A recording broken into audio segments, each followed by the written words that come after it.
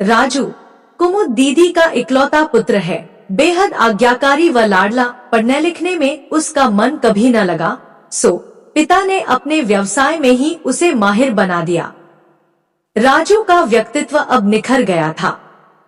नीले रंग के सूट में वह खूब जंच रहा था। वैसे उस पर तो कुछ भी जंच सकता था। माँ का गोरा रंग, भूरे घुंघराले बाल व पिता की 6 फुट की ऊंचाई उसने विरासत में जो पाई थी। शादी कब कर रही हो तुम इसकी? सभी मिलने वालों का एक ही प्रश्न था। हाँ, कर ही दो शादी।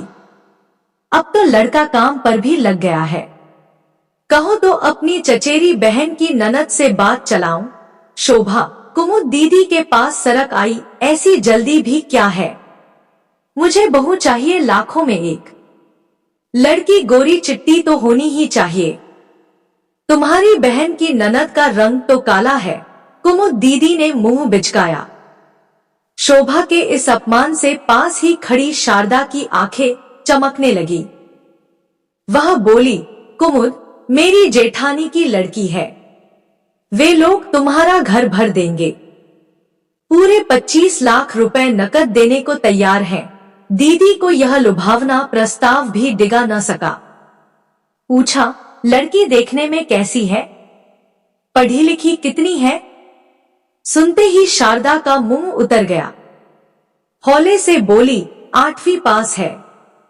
लेकिन तुम्हें पढ़ी लिखी लड़की का क्या करना है? नौकरी थोड़े ही करवानी है। न सही नौकरी, पर 2-4 लोगों में उठने बैठने लायक तो हो ना बाबा ना। मुझे लड़की देख परख कर ही चुननी है। ऐसे ही अनेक लुभावने प्रस्तावों को कुमुद दीदी निर्ममता से पैरों तले रौंदती चली गई। कहीं लड़की का रंग आड़े आ जाता, कहीं कदकाठी तो कहीं पढ़ाई लिखाई। कुमुद दीदी को बहू चाहिए थी, सर्वगुण संपन्न, दिखने में अत्यंत रूपवती, पढ़ी लिखी, घर के कामकाज में माहिर, सिर झुकाकर सभी की आज्ञा शिरोधार्य करने वाली। राजू की उम्र आगे सरकती जा रही थी। दीदी की तलाश अभी भी जारी थी।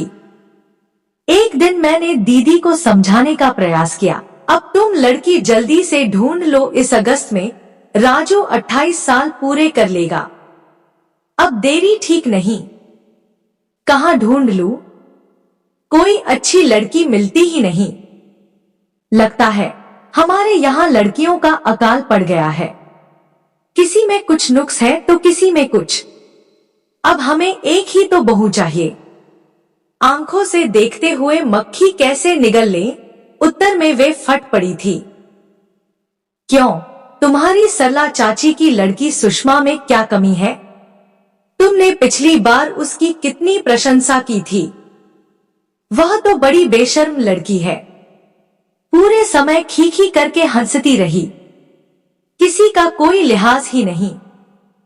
हमें बहू चाहिए, जोकर नहीं है। मुझसे अब चुप न रहा गया। रूपा को तुमने चुप रहने पर नापसंद किया था। कहा था कि बहू चाहिए, पत्थर की मूर्ति नहीं। पता नहीं कैसी लड़की पसंद आएगी तुम्हें। कोई जोकर है, कोई पत्थर की मूर्ति तो कोई रेल का इंजन। देखो, देर होने से पहले ही संभल जाओ। पर उन्हें समझाने के मेरे सभी प्रयास निष्फल रहे। अब तक राजू की उम्र 30 पार कर चुकी थी। हार कर मैंने राजू को ही समझाने का प्रयास किया, परंतु उसने रुखाई से उत्तर दिया, ये सभी बातें तो माँ ही बेहतर समझती हैं। मुझे अपनी पसंद पर कोई भरोसा नहीं है। पता नहीं लड़की कैसी निकल आए। फिर एक दिन गर्व से फूली न समाती कुमुद दीदी मेरे घर आई। साथ आए नौकर ने फलों से भरी टोकरी और मिठाई का डब्बा मेज पर रख दिया। इस बुधवार को हमारे राजू की सगाई है। हमारी बहू है लाखों में एक। बहुत बड़ा घराना तो नहीं है, पर बिटिया है सुंदर, सुशील और समझदार। उन्होंने गर्व से घोषणा की। राजू की सगाई धूमधाम से हुई। कुछ समय बाद ही विवाह का न्योता भी मिला। शादी का कार्ड देखकर सभी मुग्ध हो गए। कुमुद दीदी की बहू रिनी वास्तव में ही अत्यंत रूपवती थी। हम सभी ने चैन की सांस ली। राजू के विवाह के तुरंत बाद ही मुझे किसी कारणवश 2 से 3 महीने बाहर रहना पड़ा। लौट कर आई तो कुमुद दीदी से मिलने पहुंच गई। खूबसूरत और हरे भरे लॉन की दुर्दशा देखकर एक क्षण को मेरे कदम ही रुक गए। लगा मानो किसी और ही घर में आ गई हूँ। हिम्मत करके मैं आगे बढ़ी। मैं द्वार पर ही थी कि अंदर से आने वाले स्वरों ने मुझे वहीं ठिठक कर रुक जाने पर बाध्य कर दिया। इस टोका टाकी से तो मैं तंग आ चुकी हूँ। कहाँ जा रहे हो? क्यों जा रहे हो? कब तक लौटोगे? इतना दखल अब बर्दाश्त नहीं होता। बेहतर होगा कि अब आप हमारे मामलों में दखल देने के स्थान पर अपने कमरे में ही रहकर कुछ कामधाम करें। इसके साथ ही द्वार धड़ से खुल गया। पूरी तरह से आधुनिक कटे हुए बालों को एक झटका देकर मेरी ओर देखे बिना रिनी सैंडल खटखटाती तेजी से बाहर निकल गई। निरीह गाय सी खड़ी कुमुद दीदी ने मुझे देख लिया था, इसलिए भीतर जाना ही पड़ा। आओ आओ, आज बहुत दिनों के बाद आना हुआ। रिनी अभी अभी किसी जरूरी काम से बाहर गई है, नहीं तो वही तुम्हारा सत्कार करती। शायद पहचाना नहीं उसने तुम्हें। फीकी सी मुस्कान के साथ वे आवश्यकता से कुछ अधिक ही बोल गई थी। घर का हुलिया व उससे बढ़कर दीदी को देखकर चाय तो क्या, पानी पीने का भी मन न किया। वे भद्दे से रंग की एक फीकी सी साड़ी पहने थी, जिसका आंचल धूल से सने हुए कालीन पर झाड़ू लगा रहा था। माथे पर लगी सिंदूर की बिंदिया पसीने की बहती धारा के साथ नाकमुंह पर नक्शा बना रही थी। उनके हाथ में झाड़न था। दर्पण सा चमकता दीदी का घर बदला बदला लग रहा था। जगह जगह धूल की परतें, मकड़ी के जाले व बिखरे वस्त्र। इसी हॉल को सजाने में दीदी ने न जाने कितना खर्च आवश्यकता न होने पर भी किया होगा। रसोई नवीनतम उपकरणों से सजी थी। स्नानघर का तो वास्तव में जवाब ही नहीं था। इतने सारे तामझाम के बिना इस परिवार का काम ही नहीं चल पाता था। आज भी दीदी के वैभव में तो कोई कमी नहीं आई थी, पर उनकी वह शाही तबीयत कहाँ खो गई? मैंने हैरानी से पूछा, नौकर कहाँ है दीदी? तुमने यह क्या हाल बना रखा है? राम छुट्टी पर है। वैसे रिनी को उसका किया काम पसंद भी नहीं है। कहती है 4 जनों के परिवार में नौकर का क्या काम। बड़ी समझदार लड़की है। कुमुद दीदी की बातों से झूठ साफ झलक रहा था। तभी आंधी तूफान की भांति राजू ने प्रवेश किया। मुझे देख केवल एक फीकी सी मुस्कान उसके होठों पर उभरी। फिर वह सोफे पर बैठ गया। मां, रिनी तैयार है क्या? मुझे आने में थोड़ी देर हो गई। एक मीटिंग में फंस गया था, वह लापरवाही से बोला। ओह रिनी, मुझे उसे फोन भी करना था। दरअसल कल वह अपना कुछ सामान यहाँ भूल गई थी। सुबह तक ध्यान भी था, फिर कामकाज में व्यस्त हो गई तो याद ही नहीं रहा। दीदी ने जूस का हल्का सा घूंट लिया। लो ना, नहीं तो गर्म हो जाएगा। लेकिन रिनी, क्या वे लोग अब यहाँ तुम्हारे साथ नहीं रहते? कुमुद दीदी ने गहरी सांस ली, फिर बोली, नहीं, रिनी का स्वभाव तो तुमसे छिपा नहीं है।